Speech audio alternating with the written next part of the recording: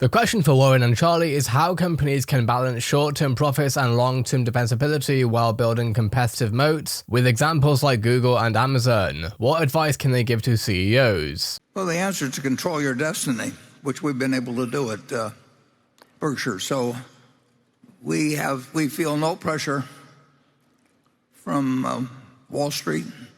We don't have investor calls. We don't have to make promises. We get a chance to make our own mistakes and occasionally find something that works well. But we recognize that the people in this room and people like them are the ones that we're working for, and we're not working for a bunch of people that care about whether we meet the quarter estimate or anything. So we have a freedom that we get to use, and we're interested in owning a wonderful business forever. Well, there aren't very many wonderful businesses, but we do learn a lot as we go along. Charlie and I have often mentioned how we learned so much when we bought See's Candy, which we did. But we learned when we bought Ben Rogers' chain of women's dress shops spread all over the eastern part of the country. We learned when we tried getting into the department store business back in 1966, and as the ink was drying on our purchase price, we realized we'd done something dumb. We're learning all the time how consumers behave. I'm not going to be able to learn the technical aspects of businesses, but that'd be nice if I knew it, but it isn't essential. And we are obviously we've got a business at Apple which is larger than our energy business, and we may only own 5.6 or 7%, but our ownership goes up every year.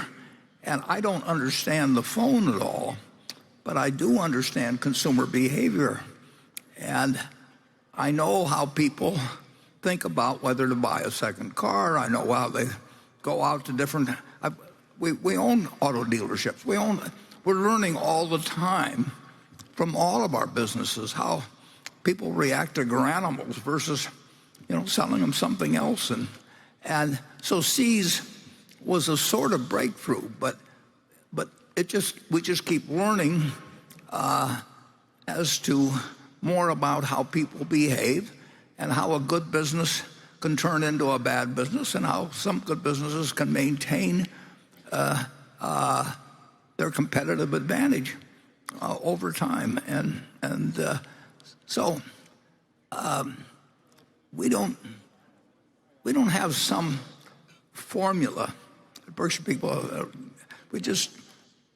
but we can also tell in 10 seconds whether it's something of interest. I mean, when I get these calls and we want to send decks and all that sort of thing, which is nonsense. I mean, it's a bunch of guys sitting that get paid for drawing up these projections of the future and everything like that. If they knew the future, we don't know the future, but we do know certain kinds of businesses. We know what the right price is, and we know what we think we can project out in terms of consumer behavior and consumer and threats to a business, and that's what we've been about, and that's what we'll continue to be about.